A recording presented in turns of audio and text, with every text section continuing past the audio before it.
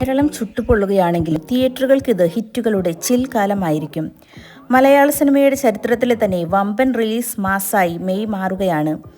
May 1-ന് 140 കോടി ചെലവിൽ മഹേഷ് നാരായണൻ്റെ മമ്മൂട്ടി മോഹൻലാൽ താരനിര ചിത്രം പാട്രിയറ്റ് റിലീസ് ചെയ്യുന്നത് കേരളത്തിൽ മാത്രം 500 സ്ക്രീനുകളിലാണ്.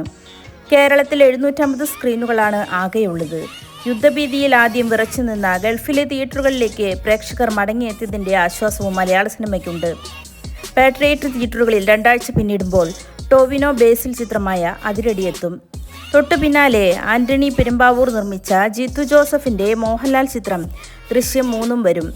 ഒപ്പം പെപ്പയുടെ കാട്ടാളനും കടുത്ത വേനലിൽ തിയേറ്ററിൻ്റെ തണുപ്പും നല്ല സിനിമകളും എന്ന രസികൻ കോംബോയാണ് പ്രേക്ഷകരെ കാത്തിരിക്കുന്നത്.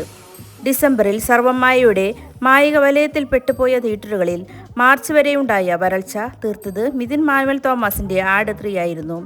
ഗൾഫിലെ തിയേറ്റർ വരുമാനത്തിൽ ആശങ്കയോടെ മലയാള സിനിമ നിന്നപ്പോൾ ആട് 3 ഇന്ത്യയിൽ നേടിയതിനേക്കാൾ വലിയ കളക്ഷൻ വിദേശ സ്ക്രീനിങ്ങിൽ നേടി. യുദ്ധഭീതിയിൽ റിലീസ് മാറ്റിവെച്ച സിനിമകൾക്ക് ഇത് ആത്മവിശ്വാസം നൽകി. യുവത്വം ആഘോഷമാക്കിയ വാഴ 2, മോഹിനിയാട്ടം എന്നീ ചിത്രങ്ങൾ വെക്കേഷൻ കാലത്തെ സമ്പന്നമാക്കി. മോഹിനിയാട്ടത്തിൻ്റെ ആദ്യ ഭാഗമായ ഭരതനാട്യം 40 ലക്ഷത്തിൽ താഴെ തിയേറ്ററുകളിൽ നിന്നും ഷെയർ നേടിയെങ്കിൽ അതെല്ലാം മാറ്റിയെഴുതി മോഹിനിയാട്ടം ബോക്സ് ഓഫീസിൽ ചിലക്ക് കെട്ടിയാടി. മെയ് മാസ സിനിമകളും ഹിറ്റ് ചാർട്ടിൽ ഇടം നേടി. അതിനാൽ മലയാള സിനിമയ്ക്കും നേട്ടങ്ങളുടെ വർഷമാകും 2026.